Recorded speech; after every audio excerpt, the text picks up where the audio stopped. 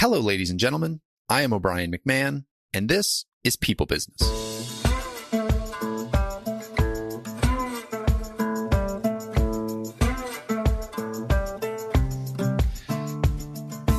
In this episode, I am joined by a very special guest. She is a high school and collegiate sports photographer with an eclectic work career that includes designing and producing custom needlepoint belts, selling beauty products, and working at horse shows up and down the Eastern Seaboard, all while raising 3 boys, one of whom is me. If anyone has been tuning in for a while now, they know that for episode 100, I brought on my first boss, my dad, Chris McMahon.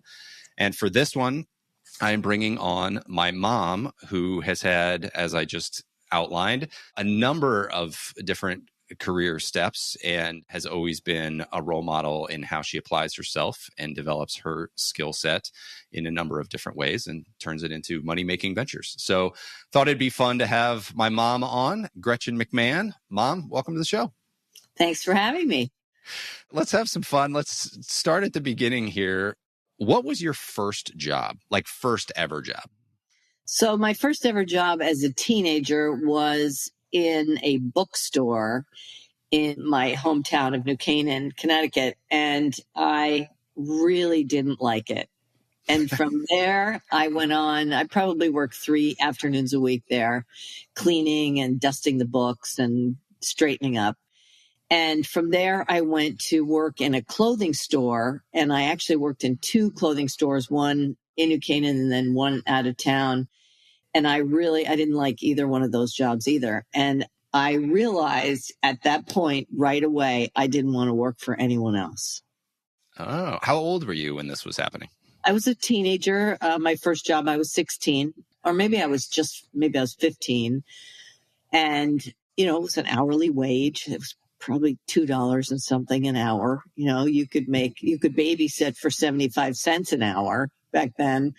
And I just realized I didn't want to have a boss telling me what to do, that I wanted to be my own boss. So I went from there to becoming an Avon lady and a Fuller Brush man lady. I can remember sitting at my dad's desk that he had at home and organizing my files of how I was going to become this door-to-door salesman. And back then, you could call people on the phone to engage them in buying your products, or you could actually go door-to-door. So I started out going door-to-door in our neighborhood, and I was actually very successful, especially with the Fuller Brush. Everybody wanted the brushes. Everybody wanted the mops and the brooms and the products. And so I was pretty successful at it. And I decided that was me. That was how I wanted to have my work career evolve. Yeah, that's so interesting to have that early on, to be able to see so clearly, like, I'm making a set wage for this person and they get to boss me around, or I can control my destiny over here and work when and where I want and reap the rewards for as good as I can be. 100%. Yeah. And I loved that model. I thought that was such a great model. Yeah. And so I did that I probably did the Fuller Brush for 2 or 3 years, and I loved it. And at the time I was riding and showing horses, and I had a horse and was fairly successful on the circuit up and down the East Coast. And I was at a big barn. They held Friday night or Friday evening horse shows. And they were just schooling shows where people could come and test their horses through the winter. And at this little show, I was part of the group of junior riders who put on the horse show. And we were led by our coach who owned the facility, but we were allowed to run the food stand. And one Friday night, they were about every other Friday night. And one Friday night, there was no announcer. The announcer was sick and couldn't come. So I said, I'll announce. I could do that. I was probably 17 at the time. And so I announced the horse show, and I was pretty good at it. What goes into announcing a horse show? So you greet at the beginning of the horse show, you welcome everyone to the barn wherever you are, and you kind of lay out a timeline. You say, it's 5 p.m. and we're going to begin at 5:30 with class number 1, the ponies under saddle, or whatever the class was. Then as you got to the 10-minute and the 5-minute timelines, you would make another announcement and say, so you kind of keep everyone organized with the classes that were going, the order that they went in. And then as a class started, there was a judge at the ring and you were sitting in the announcer booth, and you would announce the number and the name and the rider of every horse that came in the ring. And then at the end of the class, you would announce the jogging order of the top 6 horses in the class, and they would come in, and then you would announce the results. Then you'd move on to the next class. So you're really the MC, like you're the one absolutely making sure everything's on time, rocking and rolling. Like obviously everybody's doing the operations of it, is keeping it running, but you're the one keeping the crowd engaged. And it's not really a crowd engaged. It's not there's not a lot of color commentary at a horse show. I mean, at this kind of a horse show, this little kind of a horse show, it's just facts. This is what's coming next. This is who's in the ring. This is who won this class. This is what's up next. This is the jumping order. Sometimes at the bigger horse shows, you'll have a jumping order where there'll be 30 or 40 horses in the class, and there's a posted order of go for the horses. And this one goes first, this one goes second. You can announce that too. So as the Friday night shows went on, I did more and more of them. I did them all. And then I started doing some of the one-day horse shows in the Fairfield, Westchester County area. And they were 2 or 3 rings running at the same time. So each ring had its own sort of supervisor, and I managed all the rings. So they would radio into me who's in the hunter ring, who's in the jumper ring, who's in the pony ring. And I would announce all 3 rings. Oh, wow. And so I started doing that, and I became sort of the queen of the one-day shows in the area. And then I was asked to start doing some of the bigger shows, some of the A shows. And so I started doing those, and those were a lot of fun. And at the time I was still riding, but I actually got hurt and couldn't ride anymore. And so this gave me an avenue to still be with all my friends who were in the business and to travel with them. As I got better and better, the shows were bigger and bigger. And I wound up going to Florida for 6 weeks in the wintertime, or some of that portion of that, to announce or run the in-gate or work at the horse show. So it was a lot of fun, and it was a great career. And it led me into then getting married. I met Dad, and we got married during that time. We decided we want to have children. So I backed off and stopped doing it. All right. So let's put a pin in that right there, because I got a bunch of questions there. But let's rewind a little bit, because I want to unpack some of that whole story. So let's go back to door-to-door sales for a second. Okay, sure. What made you good at that? I'm not sure how I originally gained salesmanship, but I loved the products, and I knew that my mother loved the products for the Fuller Brush. I wasn't quite as successful in the Avon business. I don't think it wasn't because the products weren't as good. I think it was more because I didn't really use them at that age. And so I really didn't know what I was selling, but I used the hair brushes from Fuller Brush, and, we had the broom and, all that. So I really believed in the product. So I read about the products, and I told the people the benefits of having the products. And I think that's why I was successful doing it. What did you read about them? Would they send you little manuals and stuff, or were you doing your own research? No, they sent a catalog. You had a catalog that you showed the customer and that you could talk about. And I highlighted the few things that I knew. And then I left them a catalog and let them decide for themselves what they wanted to buy. Was there anything you learned about opening that door in the first place? Anything about the... You have to be a little brave to do that. I mean, definitely, it takes some nerve to be able to do it, but I started out with my own neighborhood, so I knew everyone. And then after that, I just asked for recommendations from them and went to people they knew. And you probably had some confidence going, like you had probably sold a couple, you got your talk track down, you had a little bit of confidence, you went to the next safest rung, got a little more confidence, and like keep stepping it out. Yeah. Absolutely. Yeah. Yeah. Okay. It's fun. That is cool. I've always had businesses like that. I mean, the horse shows weren't, but when I was doing the horse shows, I was also working at home. So those were more weekend or Thursday through Sunday work. So I had a lot of free time. And I was, of course, in school at the time as well. But I had a job through a friend at a needlepoint shop. And I had never needlepointed in my life. So I asked them, I was painting the needlepoint canvases for them. And I asked them to teach me how to needlepoint. And they did. So I had pretty high profile friends in the horse business at the time. And I made them needlepoint belts for Christmas gifts. And I made the belt. And then I had a friend who made riding chaps that everyone wore. And back then, nobody wears them anymore, but they were like, not cowboy chaps, but something like that. They were made of leather. And I asked him if he would be able to back the belts that I made for my friends. And he said, sure, let's try it. So he backed them with leather and put leather ends on them and a nice brass buckle. And I gave those as gifts the one Christmas. And they went crazy from there. The friends were like, I want to buy one of these for so-and-so. And can I get it in this color? And can I get another one? And can I do this and that? And so I started a needlepoint business. I already knew how to paint the canvases from my little job at the needlepoint store. And I started making needlepoint belts for my friends.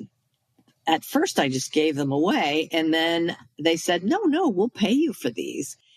And to be honest, they were very inexpensive at the time for me. I mean, I lost money hand over fist. Oh, really? Well, they took 24 hours to stitch. And then I had to pay the guy to back them. And I think I was selling the first needlepoint belts for $75. It just really wasn't a very smart investment on my part in my time.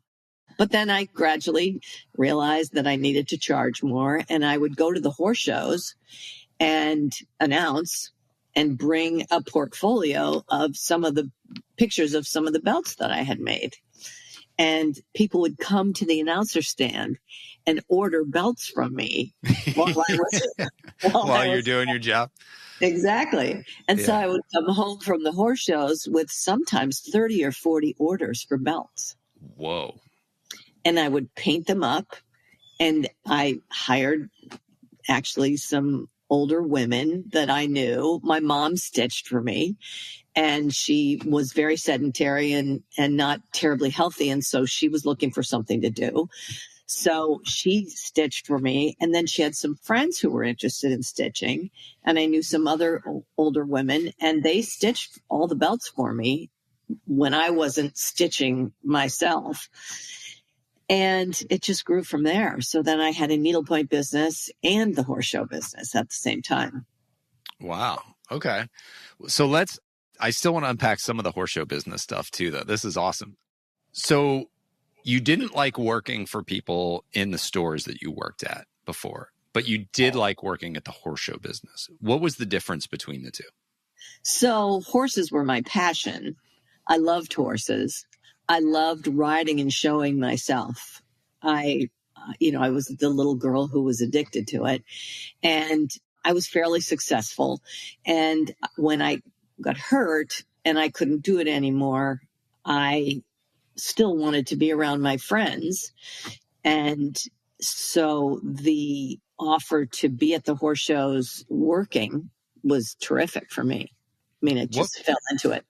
What was the transition like going from being able to do the thing you like to having to work at the thing you like? Was it great because you didn't have to leave that world, or was it challenging in some way? Like, I know people who turn their passions into income streams, like sometimes it can lose its luster. Did you find that at all, or you were still just as passionate about it? I wasn't as passionate. I was terribly sad not to be able to ride anymore. It was very difficult for me. But as I said, I'd been injured. I had a horse flip over on me, and I was told by a doctor, I tried to ride for another year, and I was told by a doctor I couldn't do it anymore. It was just give it up, that it could really lead to dangerous situation.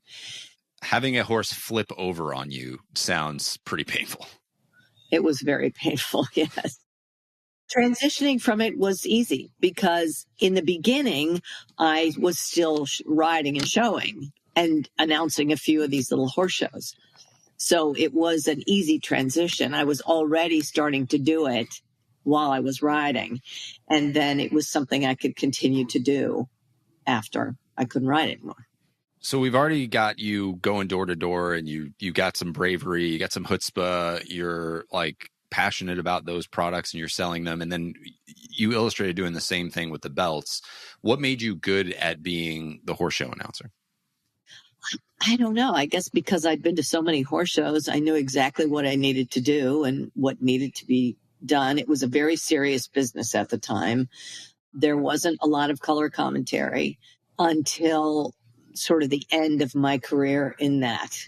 And then I was in Florida at one of the last horse shows that I worked at, and the manager there, actually one of the managers from the National Horse Show at Madison Square Garden, was working there and asked me if we could have a meeting at the end of the last day. And I said, sure, I'd be happy to. So I met with him, and he asked me if I would be interested in announcing at the National Horse Show at Madison Square Garden as the secondary announcer with this other guy who was at the top of the food chain at that time in the announcing business. And I turned it down because we had decided we were going to start a family.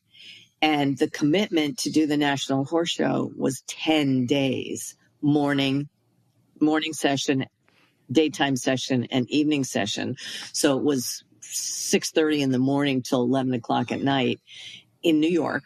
And I couldn't do it. I knew I wasn't going to be able to do it. I wanted to commit to having a family and start a family. And was I born at that point?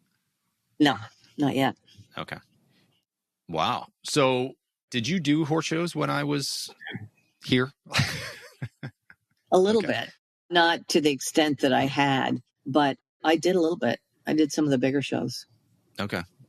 So let's talk about that transition, because I think a lot of moms struggle at that inflection point in, what do you do? And there's no right answer, right? It's going to be different for every person. It's going to be different for every family. But what went into that decision for you, if you're willing to share? Well, to give up what I was doing. Yeah. Yeah.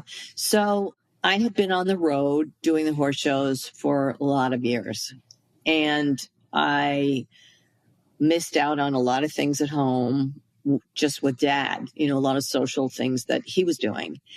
And he was not involved in the horse business at all and never was going to be. So I had to make a choice of whether I wanted to split my time as a wife and be on the road. And it was extensive. It got to where it was Tuesday to Sunday, and then you'd pack up Sunday and go to the next horse show. So I decided to back off on that a little bit. And then we wanted to start a family. So I didn't know how I would be able to do both. Yeah. But like I said, I did in the beginning. I did a few horse shows when you were born. But I'd say when you were maybe 18 months old, I gave it up. So I was going to ask you, because I never knew whether you were doing the horse show stuff at the same time as you were doing the belt stuff, or whether the belt stuff came after. I know you did a lot of horse show related belts, so that was good to fill in those gaps. Did you continue to do that the whole time? Did that business continue? Or what was your work like as you built the family? Because you have 3 boys, right? I have 2 younger brothers. And Pete, who's the youngest, and I are 7 years apart. So what was work like as family was building? Well, when you were little, I had the needlepoint business, and I was designing needlepoint belts, stitching needlepoint belts, and then I became the backer as well. I did the leather work as well. So I hired after school, high school age girls for 2 hours, 3 times a week. And they would come and babysit for you.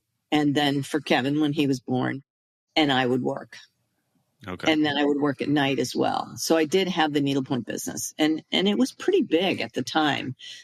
I had 2 reps in Europe, and I was selling quite a bit here in the United States, and people were sending me belts that just to back that they bought at other needlepoint shops.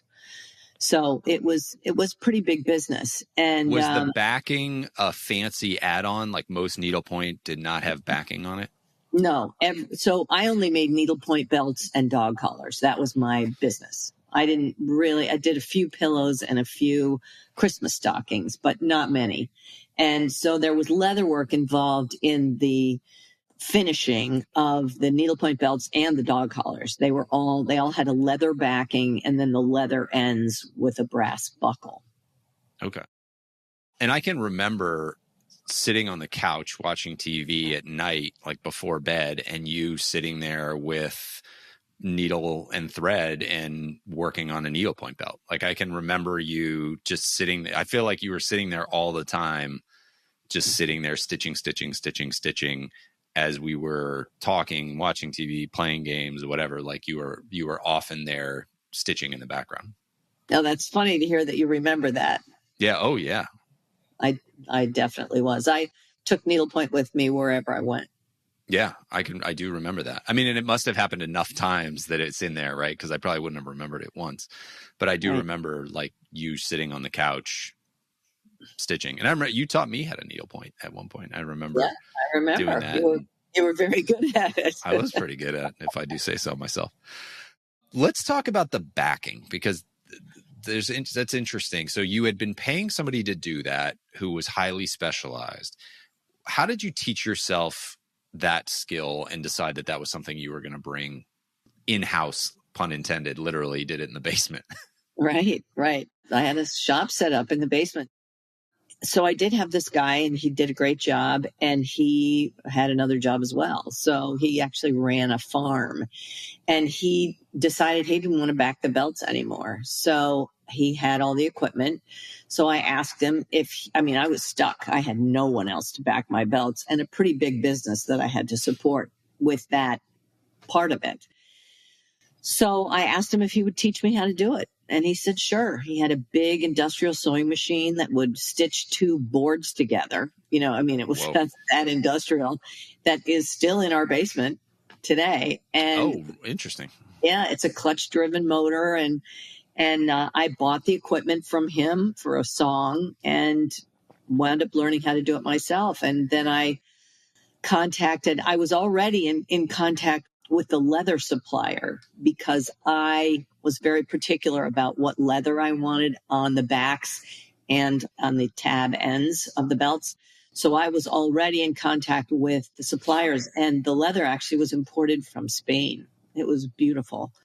And so I still had that. So I went to New York, and I met with a big leather company that cuts leather pieces for huge businesses, not me, but huge businesses. And I said to them, is there any way you would be interested in doing this for me? And they said, well, we'll make you the die. It's called a die. It's like a cookie cutter for the pieces that you need. And then you send us 2 or 3 skins, big skins, and we'll cut them all for you at once.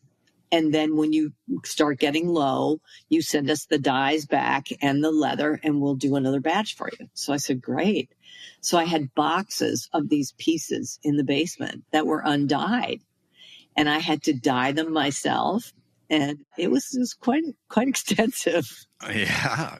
I worked under an explosion-proof fan in the basement, and I wore a gas mask when I that's another memory I have as a child, is you in the gas mask.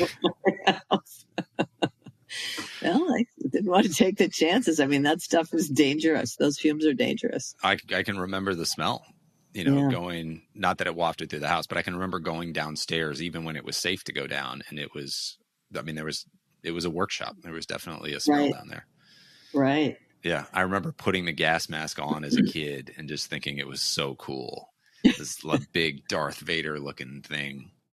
I mean, it was like, for anyone who's listening, it was like if you've ever seen a World War II movie or a Vietnam movie where they have to put the big gas mask on. Imagine that, but it's not the whole hood. It's just the gas mask. It's not the eyepiece. Yeah. Yeah. You miss the eyepiece and the hat. It's just the gas mask where you breathe out of. But yeah, it was big and black and industrial looking. Yeah. Yeah. I have to say that taking on that part of the business was part of the reason I wound up phasing out of that business, because it was more dangerous, health-wise, and having 3 kids, I couldn't expose you guys to it, which I didn't. But also we moved from one house to another in the middle of that business of doing the needlepoint business. And I had a wonderful shop in the prior house with big windows that looked outside. It was in the basement, but it still had big windows, and it was really a great space to work in. When we moved to the newer house, I moved down to the basement, and it was a real basement. And I faced the laundry room, the washer and dryer. And it became depressing to go down there and work in that shop, seeing nothing but the washer and the dryer, not being able to go outside. Yeah. Environment makes such a difference. One of my first apartments, actually the first apartment I lived in Chicago, where I was by myself, it was a studio apartment, had a bunch of light on the inside, but it only had 2 windows that looked into an alley, and the alley was dark. You got no direct sunlight at any time of day. And I remember being there in the summer, and like at 12:30, I'd finally go outside, and it would be a gloriously beautiful day. And I'd just be like, oh my God, I just missed this I didn't even realize this was happening. I thought it was like rainy outside.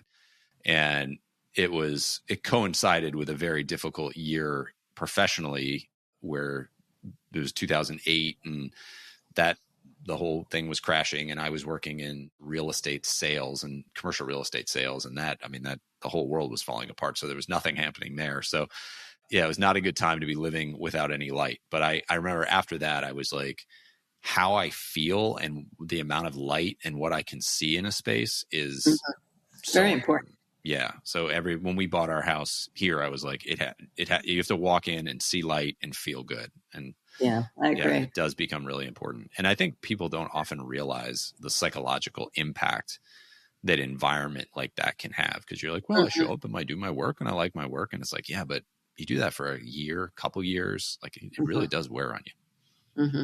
It did. And then at that time, you guys were all, old enough that you needed to be driven around, and you were playing sports, and you were very active and quite busy. And I just sort of faded out of it, out of the business. So was there another business going on, or like how long was it before you got back to work? Well, I'm going to say it was probably, would it have been maybe 7 or 8 years? It might have been that long. So at the time I had the needlepoint business, I had a portfolio of all of the needlepoint belts that I made. And I took pictures of them. That was the portfolio. And when I started taking pictures of them, we were still in film. And so you would take a whole roll, and then you would get it developed and see what it looked like.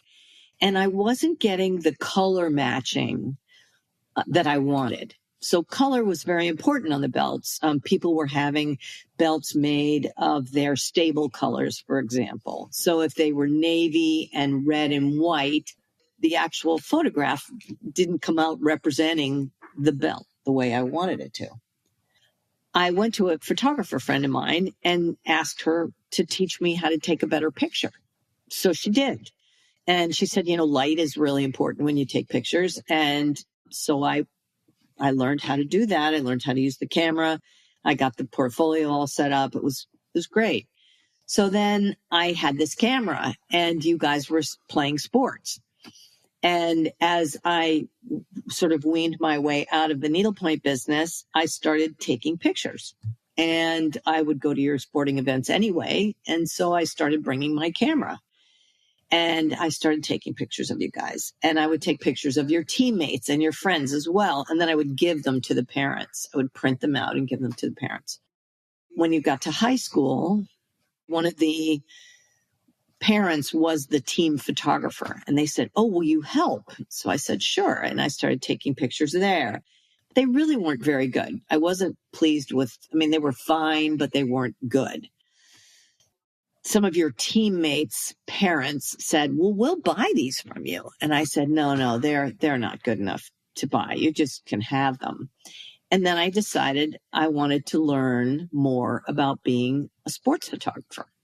So I took a really comprehensive course online, and it took me 3 years to get through it. It was 30 lessons. Wow.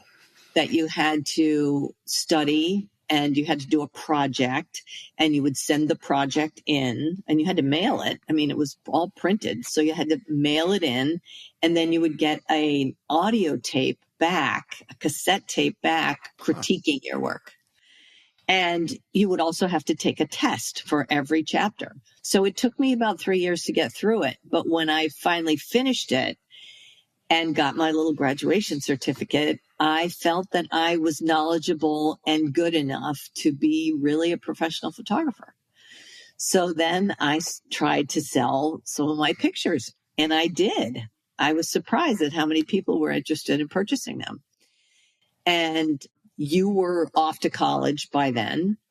Kevin was still in high school, and Peter was not in high school yet. So I wound up starting to cover some of the sports at your schools, at our school system, where you guys went to school.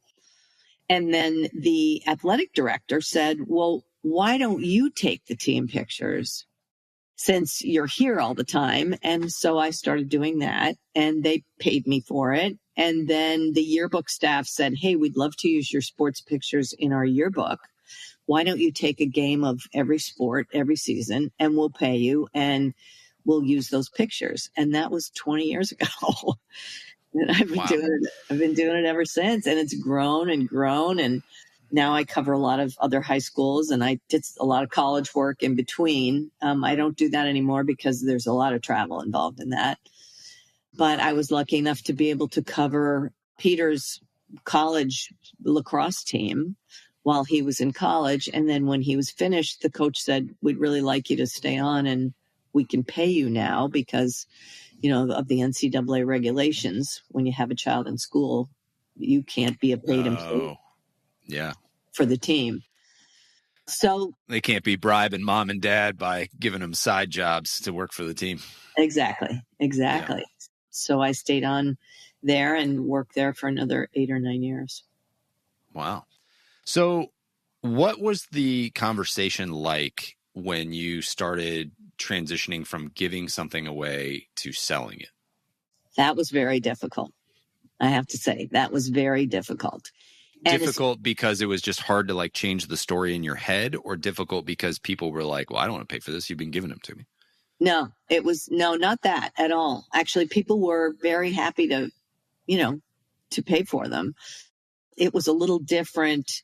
Well, it was a different product, first of all.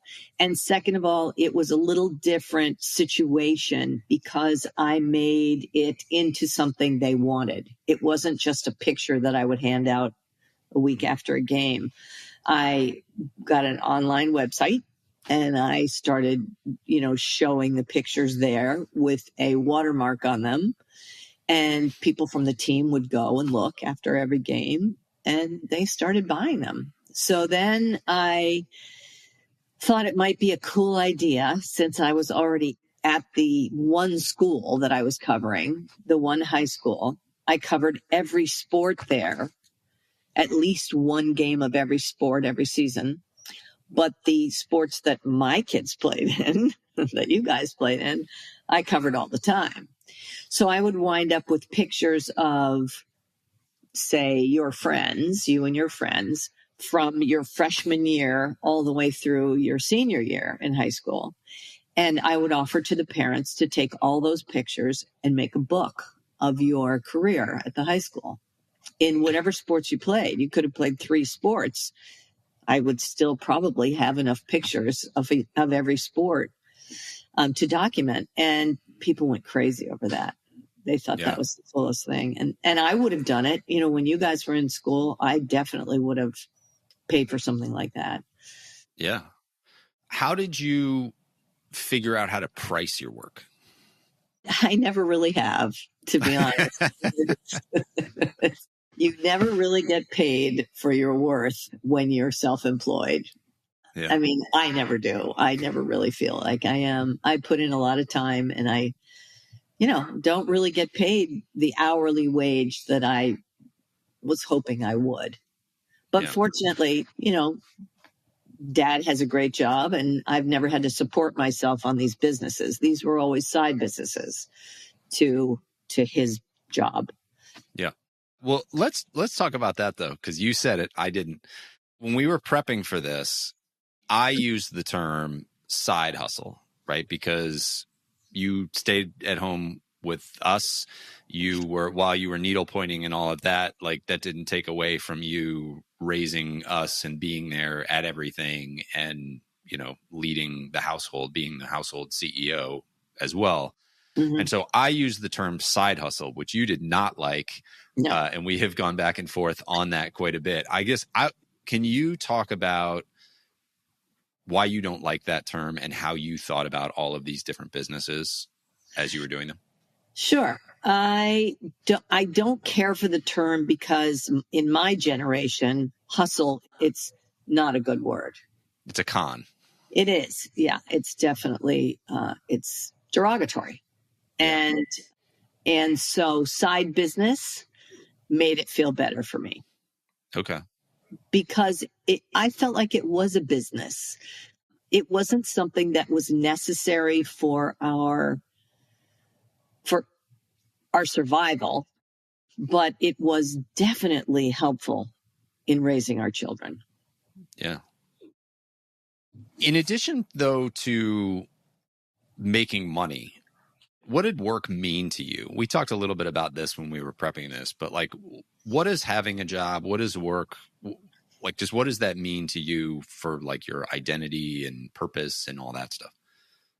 It means a lot. It's everything. I mean, it's wonderful to raise your children and do a good job at it. And I think probably that is the thing that I was best at was raising children. I think I did a good job. And we've all launched. I pat myself on the back for that. And I loved being a mother, but it wasn't quite enough for me. It was, I needed a little more for my self-worth. So the fact that I had a business on the side, which you like to refer to as a side hustle, it meant a lot to me. It was very important to me. Yeah. It gave me my own space. It gave me my own identity.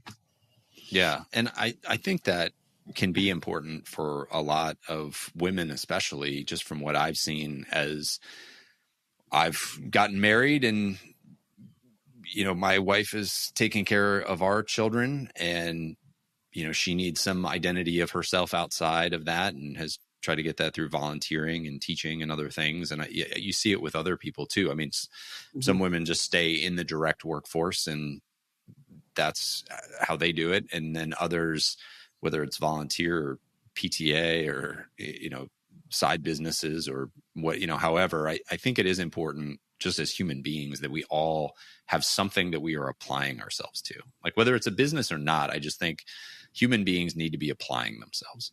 Right. And striving for something greater than themselves. Yeah. Yeah. It's just part of the human condition, I think. And I think people are happiest when they're struggling a little bit. Maybe. In a weird way, not like struggling, like financially struggling, but like struggling to succeed. Yeah, working on something, building something, bringing something into the world, whether it's a family or a needlepoint belt or a book or whatever. I just think there's something to that where like we get a little squirrely when we go too long without that kind of identity. Yeah, I agree. So a lot of the stories that you have told on here have to do with you being passionate about something and then going out and learning that thing. Mm-hmm. This is kind of a weird question, but what was your attitude around that learning? Like, was it coming from a place where you're like, oh, I need to make money at this, and so I need to collect these skills because it's going to allow me to build this business? Or was it coming from a place of just pure, man, I'm really curious about how this all works and I want to see if I can do it? Like, where on the scale were you? Like, what was the mindset that came into it? Because there is so much self-learning in the story of your work. I think it was interest in learning about whatever it was. I wanted to be a better photographer, so I thought I could get great pictures of my kids if I was a better photographer. So that's really what the interest that drove me to become a better photographer. I also didn't go to college. I didn't graduate from college. I went for 2 years and could have gotten an associate degree, but didn't, wasn't in an associate degree program. Back then, you could get a 2-year degree or a 4-year degree, but I didn't. And I have to say that's one of the disappointments in myself of my life. But I wasn't interested enough in getting the degree to go back to school when you guys were growing up. Yeah. So I did these other things to make myself feel better, I think. Well, it kind of goes back to the very first story you told. You don't like working for other people. You didn't like learning for the degree, but you've obviously demonstrated a passion for learning. Mm-hmm. I did think a little bit after you guys all went to college about going back and getting a degree in photography. But by then I kind of knew everything I needed to know about it and wasn't really that interested in learning the things that somebody else thought I should know for that degree that maybe I would never use. Yeah.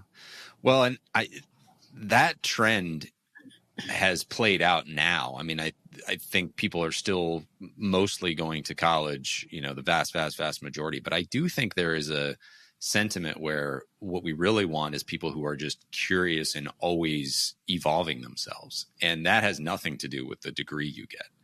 I think there's a bunch of great stuff that comes from college, but I think what we really want is people who will continue to learn after college. And so many of the skills that you apply in the working world today, whether you're sitting in a corporate office as I do, or whether you're a self-made maker the way that you are, like it just, so much of it comes down to, can you continue to soak in and apply information and be curious about the world? And you don't need a degree to do that.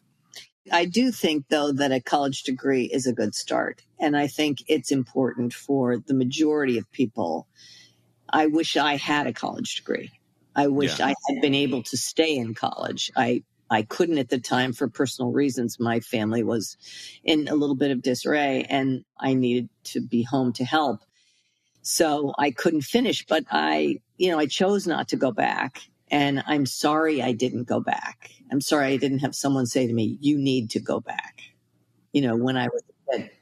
Do you think that put a little bit of a chip on your shoulder that helped you through your other work experience? Maybe. Yeah. I mean, I do have sort of a sense of when someone tells me I can't do it, or maybe I shouldn't do it, then I do it. I think you got that from me too. So I think a few of us did. Yeah. Yeah. I don't think I got it the most of the three boys. Right. But definitely have some of that in me as well.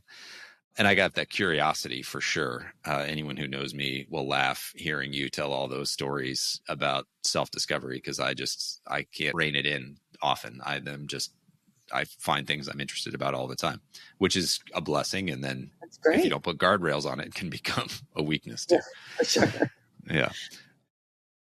I know we're coming kind of to the end because this is still what you're doing.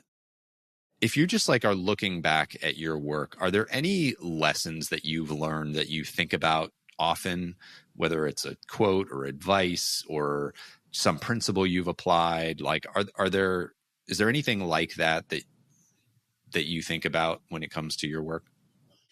Well, actually, the Socrates quote of the life worth living, an unexamined life is not worth living. I studied a little philosophy in college, and that really set a tone with me. I think it's a good idea to self-examine often to make sure you are in the guardrails and that you are on the track that you think you want to be on.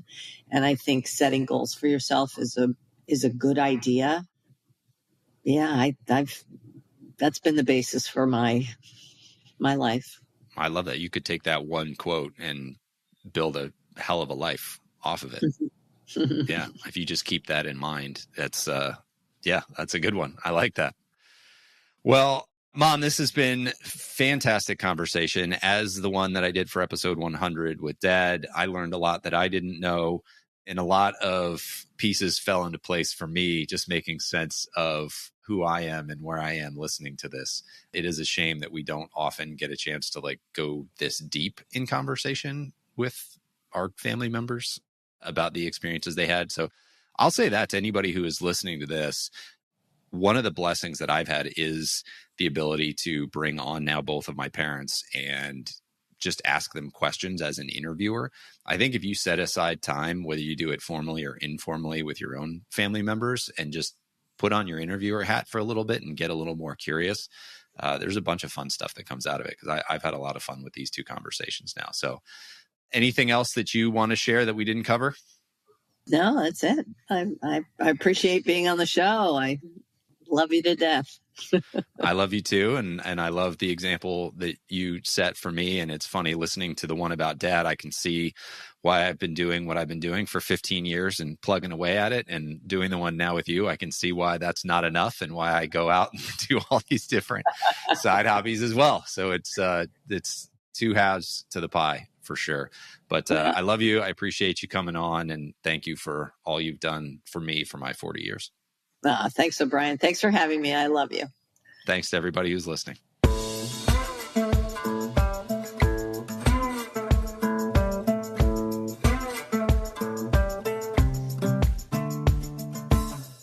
Hey folks, one last thing before you go.